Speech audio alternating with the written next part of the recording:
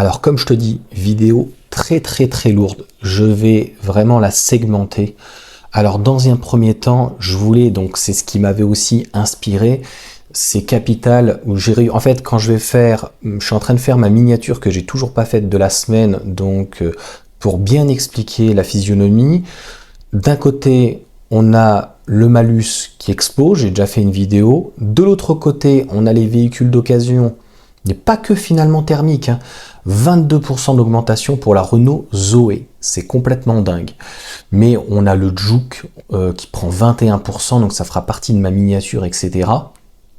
On a énormément de véhicules, on a pratiquement qui explosent. On a un Berlingo, il prend 17%, une 208 en thermique, c'est 16%. Le prix des voitures d'occasion ont augmenté au cours des 2 dernières années, principalement en raison d'une indisponibilité,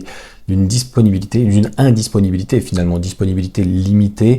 Toutefois, l'incertitude économique et l'inflation devraient stabiliser les prix qui ne devraient plus augmenter, j'adore quand ils mettent qui ne devraient plus augmenter au conditionnel. On ne sait pas, alors ferme ta gueule. Je vais devoir mettre un bip encore. Donc, voilà pour cette partie. Ma vidéo donc était plutôt condensée sur mon expérience. En fait, c'était ma femme qui m'a dit, mais c'est fou, ça explose. Enfin, vraiment, toutes les voitures, même les petites voitures, c'est vraiment une folie. Cela étant dit, il y a quand même donc, au-delà des bonus, super bonus et de l'inflation, donc de pratiquement tous les véhicules thermiques, même diesel. Et puis, finalement, de certaines électriques quand même, notamment la Zoé qui a bientôt 10 ans, je crois qu'elle y est presque, hein. Je crois que c'est même 2013, là, on a un signe quand même inquiétant, limite, sur la MG4. Je verrai pour mettre des annonces, il faut dans ces cas-là, c'est un très gros montage à faire, c'est moins agréable, c'est pas pénible, mais presque, quoi. Parce que le but, c'est finalement d'expliquer les choses, le fait de le contextualiser, c'est plus, voilà, il n'y a pas d'autre mot pour les emmerdeurs qui vont dire mais d'où tu sors tes prix, comment ça se passe, etc. Donc, pour le coup, comme je te disais, je l'ai noté, c'est Dog Ruby, que je remercierai, c'est grâce à lui, indirectement, cette vidéo, c'est lui qui m'a inspiré, et en fait, on va déjà parler du financement. Donc, financer, notamment, comment, une voiture comme une Mégane, comme une MG4 en fait, qui a tendance à décoter fortement.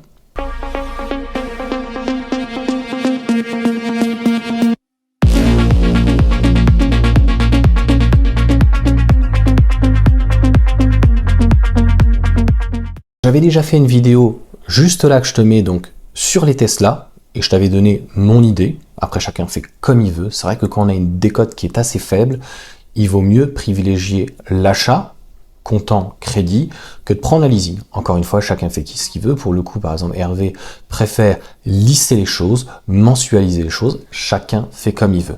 Mais on va parler en fait d'économie, de savoir ce qui coûte finalement, ce qui coûte le coût à l'année, combien ça coûte.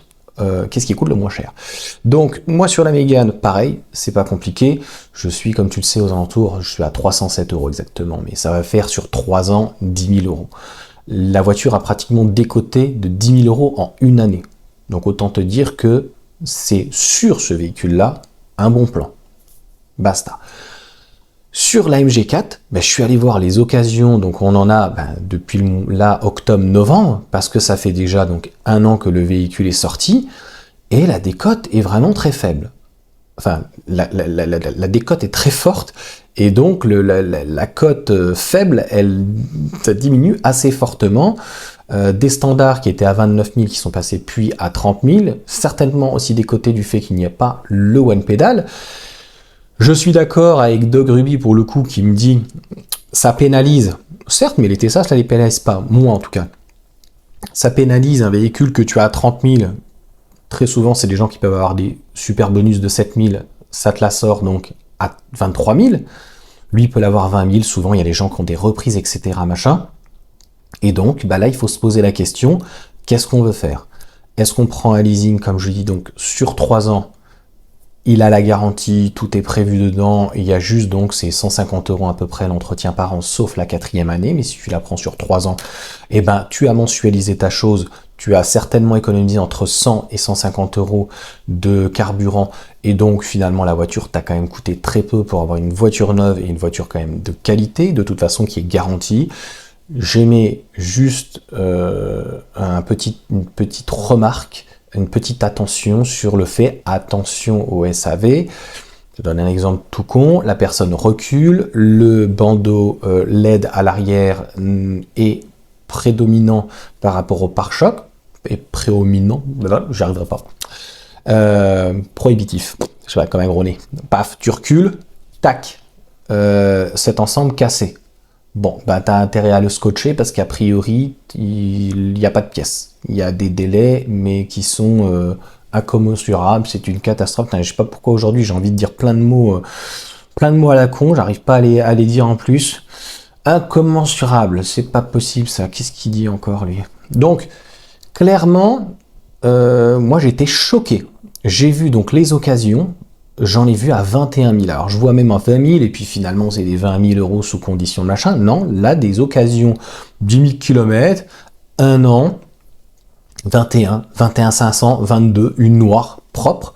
Donc, la décote est sanglante au bout d'1 an. Ça veut dire que... Est-ce que ça peut continuer à s'effondrer? Oui, tout à fait. Parce qu'il y a peu de demandes et beaucoup d'offres. Et d'ailleurs, il va y avoir certainement beaucoup d'offres entre le mois d'octobre et le mois de février, puisque il y a eu beaucoup de demandes. Et les clients aujourd'hui préfèrent encore acheter neuf, parce que c'est vrai qu'ils se disent, bah, pour pratiquement le même prix, je préfère acheter neuf. Maintenant, on sait comment ça se passe. J'ai eu notamment une Renault Win, tu vois, ça décotait fortement. Il y a eu aussi les RCZ à un moment donné, enfin des voitures un petit peu atypiques. Des fois, elles décotent parce qu'elles ne plaisent pas, mais elles arrivent après, à un moment donné, à un seuil. Donc moi, j'ai jamais trop l'habitude de spéculer sur les voitures ou ce genre de choses, mais j'ai pu constater que voilà, un véhicule qui ne se vantait pas bien, avec des mêmes remises très fortes, avait une décote certes peut-être forte au début, sur les premières années, et à un moment donné, quand même, ça se stabilise parce que par rapport à son prix, eh ben, il est peut-être plus en adéquation, en occasion, une fois qu'en fait, le prix est peut-être plus justifié. En tout cas, il y a plus d'acheteurs dans ces prix-là. Voilà, il y a vraiment un prix pour tout le monde. Donc on va vraiment rentrer dans le vif du sujet une fois qu'on a donc parlé donc du financement, comment on le fait, est-ce que voilà, si le véhicule décote peu, il vaut mieux privilégier donc un achat, un crédit, qu'un leasing, et c'est vrai que quand le véhicule décote beaucoup ou peut avoir des anomalies ou quoi que ce soit, moi comme la Mégane, il vaut mieux se dire voilà, j'ai pris sur 3 ans, j'ai la sécurité, normalement ils ont les pièces, mais bon ils sont pas parfaits non plus aussi Renault, mais au moins on minimise les risques et puis on voit dans 3 ans, sauf voilà si on veut garder sa voiture, donc 10 ans. Pour schématiser la fin de la vidéo et la conclusion, donc d'un côté on a les véhicules d'occasion thermique essentiellement, mais aussi parfois électrique, mais ça fait aussi partie de la 208 en décote. Et de l'autre côté des véhicules donc électriques qui, au niveau du prix, fondent. Clairement, c'est limite une catastrophe. La 208, je l'ai vue d'occasion, la cote a pas l'air de très bien tenir. J'essaierai d'en mettre une ici, c'est assez déroutant. Et de l'autre côté, je ne sais pas ce que donne une Luxury, j'irai voir, peut-être que je te le mettrai là, donc une Luxury, mais quand je vois déjà des standards à 21, 22, optionnés entre guillemets, c'est-à-dire avec une peinture noire et tout sympa, et ben ça fera partie, mais si je fais toujours des vidéos dans 2 ou 3 ans, des bonnes affaires d'occasion. Pour le moment, on n'a pas grand-chose à se mettre sous la main, j'aime bien comparer avec plusieurs véhicules. On a la Zoé, donc vous êtes plusieurs à en avoir acheté donc d'occasion. On a la Leaf, mais c'est des véhicules que je connais assez mal et qui m'attirent moins, je suis désolé. Il y a la 208 qui est là depuis quelques années aussi, 2008, mais je m'y suis jamais trop intéressé parce que clairement je voulais regarder, voir ce que ça donne une 308. Mais je trouve que c'est quand même horriblement cher et je trouve que il y a très peu d'attrait à aucun endroit, ni la puissance, ni l'autonomie. C'est une 208, somme toute classique, mais 20 000 € de plus. Donc là, clairement, s'il y avait que ça comme possibilité en électrique, tu l'achètes pas parce que c'est pas amortissable, clairement, aussi au bout de 10 ans. Donc je vois pas l'intérêt en fait d'avoir un véhicule et qui soit amortissable au bout de 10 ans, quoi. C'est un petit peu comme les gens qui achetaient des diesels et qui faisaient 5000 km par an. Oui, mais bon, 3000 euros, tu vas jamais les amortir par rapport à l'essence. Autant prendre une essence directement, surtout que les diesels après, il y avait beaucoup d'entretien. Donc, pour finir, il va falloir en tout cas être extrêmement attentif sur ces véhicules-là. Ça pourra être d'ailleurs une opportunité d'achat d'occasion, parce que c'est un véhicule quand même qui est garanti pour le coup 7 ans. Et donc, le récupérer au bout de 3 ans et avoir un véhicule qui est encore garanti, s'il y avait des anomalies ou quoi, ça peut être intéressant. Dis-moi ce que tu en penses dans les messages, mais voilà, il y aura certainement des opportunités, au même titre que donc l'occasion, c'est toujours la rencontre entre l'offre et la demande, il y a toujours une correction. La correction peut être à la hausse, mais on voit bien que finalement, sur certains véhicules, elle peut être à la baisse. Et voilà, comme je te dis, on fera plutôt des vidéos comparatives sur la Mégane, la MG4, sur l'ID3.